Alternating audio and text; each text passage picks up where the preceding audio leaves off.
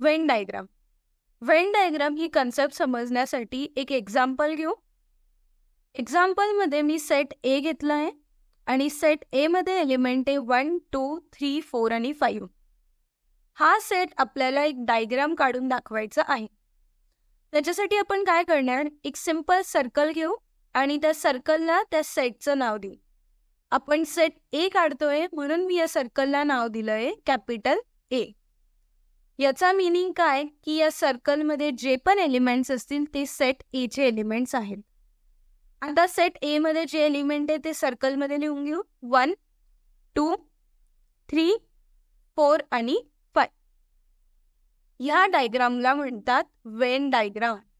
तो जो सेट आपल्याला दिलेला होता तो आपण डायग्राम काढून दाखवला, त्याला म्हणतात Venn diagram. Next topic is subset. आता सबसेट म्हणजे काय, त्याच्यासाठी 2 सेट लागतात. सो सगळ्यात आधी सेट ए घेतलाय ज्याच्यात एलिमेंट आहे 1, 2, 3, 4, 5, 6, 7, 8 आणि दुसरा सेट घेतलाय बी ज्याच्यात एलिमेंट आहे 2, 4, 6 आणि 8. सबसेट कन्सेप्ट समजण्यासाठी आपण काय करणार, आधी सेट ए साठी व्हेन डायग्राम काढून घेऊ. व्हेन डायग्राम म्हणजे काय करणार, आपण एक सर्कल काढू, त्याला नाव देऊ सेटचं. सो आपण सेट ए काढतोय म्हणून मी इथं नाव दिलं आहे कॅपिटल ए. नाव तुम्ही सर्कलच्या बाहेर पण देऊ शकतात किंवा सर्कलच्या आतमध्ये पण. दोघं पण हेच रिप्रेझेंट करतं की त्या सर्कलमधले जेवढे पण एलिमेंट्स आहे ते सेट ए चे एलिमेंट आहे. आता याच्यात जे एलिमेंट्स आहे ते आपण सगळे या सर्कलमध्ये लिहून घेऊ. करेक्ट. सो सेट ए आपण लिहिलाय. आता सेट बी मध्ये कुठल्या व्हॅल्यूज आहे, 2, 4, 6 आणि 8. याच्यामध्ये पण व्हॅल्यू आहे आपल्याकडे 2, 4 आणि 6, 8. सो आपण त्याला एक सर्कल केलं आणि त्याला नाव दिलं कॅपिटल बी. आपण ह्याच डायग्राम मध्ये हा सर्कल का काढला आहे, कारण आपल्याला सबसेट शिकायचं आहे.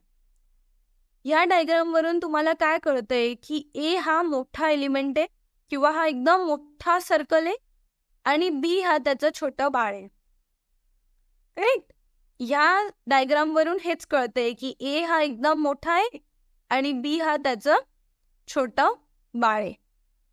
आपण छोटं बाळ आहे हे कसं त्यांना सांगितलं, कारण बी चे जेवढे पण एलिमेंट्स होते ते कुठं होते, सेट ए मध्ये होते.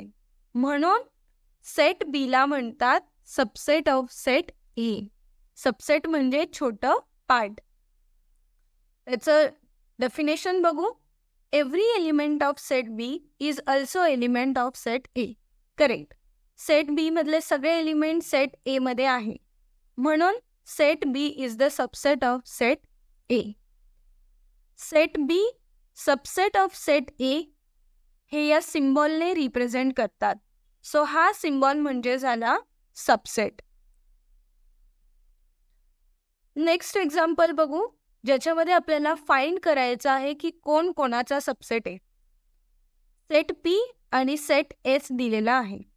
सगळ्यात आधी आपण काय फाइंड आउट करणार, सेट पी मध्ये काय एलिमेंट्स आहेत. सेट पी दिला आहे X. X is square root of 25.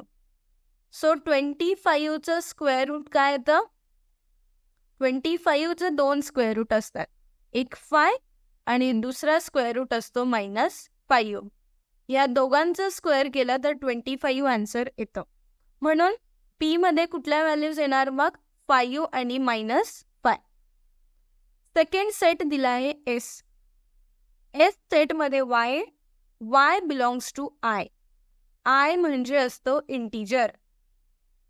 पुढं दिलं आहे की -5 less than equal to Y less than equal to 5. याचा अर्थ काय असतो की सेट एस मधले एलिमेंट्सची सुरुवात -5 पासून होईल, त्यानंतर एलिमेंट्स तुम्ही लिहिणार आणि त्याचा शेवट 5 पर्यंतच असेल. सो याच्यामधले जेवढे पण एलिमेंट्स असतील ते सेट एस मध्ये येतील. ते आपण आता लिहून घेऊ. म्हणून एस मध्ये येणार -5, -4, -3, -2, -1, 0. त्यानंतर येईल 1, 2, 3, 4 आणि 5. सेट पी आणि सेट एसचे आपण एलिमेंट फाइंड आउट केले. आता आपल्याला काय फाइंड आउट करायचंय की कोण कोणाचा सबसेट आहे. जर तुम्ही चेक केलं की सेट पी मधले एलिमेंट्स सेट एस मध्ये आहेत, यस.